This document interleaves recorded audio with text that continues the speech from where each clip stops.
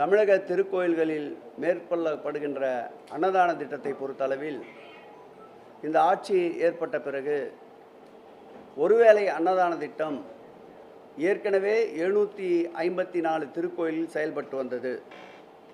இந்த ஆட்சி ஏற்பட்ட பிறகு கூடுதலாக திருக்கோயில்கள் இணைக்கப்பட்டு தற்போது 763 திருக்கோயில்களில் ஒருவேளை அன்னதான திட்டம் செயல்பாட்டில் இருக்கின்றது.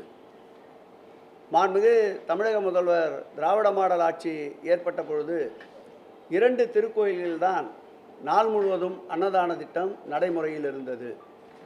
கூடுதலாக இந்த ஆட்சி ஏற்பட்ட பிறகு 9 திருக்கோயில்களுக்கு அந்த அன்னதான திட்டத்தை விரிவுபடுத்தி 11 திருக்கோயில்களில் நாள் முழுவதும் அன்னதான திட்டம் தற்போது செயல்பாட்டில் இருக்கின்றன. ஒரு நாளைக்கு 92,000 பேர் அளவிற்கு இறைபக்தர்கள் அன்னதான திட்டத்தால் பயனடைகின்றார்கள். ஆண்டிற்கு இந்த அன்னதான திட்டத்திற்கு 105 கோடி ரூபாய் செலவிடப்படுகின்றது.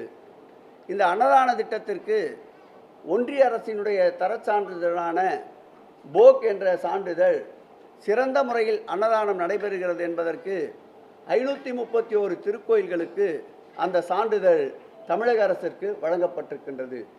இது மாத்திரமில்லாமல் கோஸ்ட் என்ற ஒரு நிறுவனம் QUEST என்ற ஒரு நிறுவனத்திற்கு அன்னதான திட்டத்தில் பயன்பெறுகின்ற திருக்கோயில்களுக்கு நேரடியாக சென்று ஆய்வு செய்து அந்த அன்னதான திட்டத்தில் இருக்கின்ற குறைகளை கண்டறிந்து அறிக்கையாக தருவதற்கு அவர்களுக்கு ஒப்பந்தம் வழங்கப்பட்டிருக்கின்றது.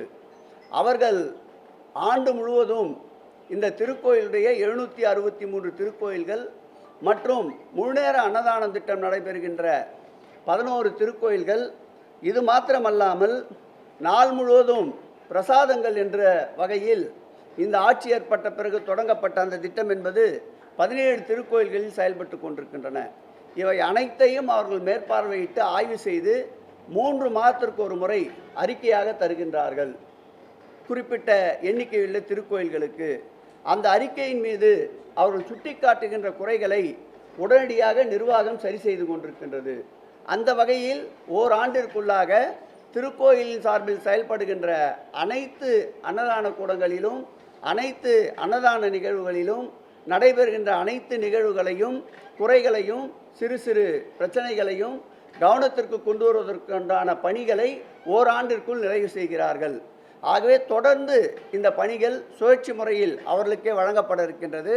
அந்த வகையில் இது ஒரு பயனுள்ள திட்டம் என்பதால் அன்னதானத்துடைய தரமும் குறைவில்லாமல் பக்தர்களுக்கு சிறந்த முறையில் பசியாறுவதற்கு ஒரு சிறந்த முயற்சியாக இந்த முயற்சி இருப்பதால் இதை தொடருகிறோம். தமிழகத்திலே இந்திய அளவிலே இருக்கின்ற அன்னதான திட்டத்தை தமிழகத்தோடு ஒப்பிட்டால் இது முதன்மையான ஒரு அன்னதான திட்டமாக தமிழக திருக்கோயில் செயல்படுகிறது என்ற பெருமையை உங்களோடு பகிர்ந்து கொள்கிறோம்.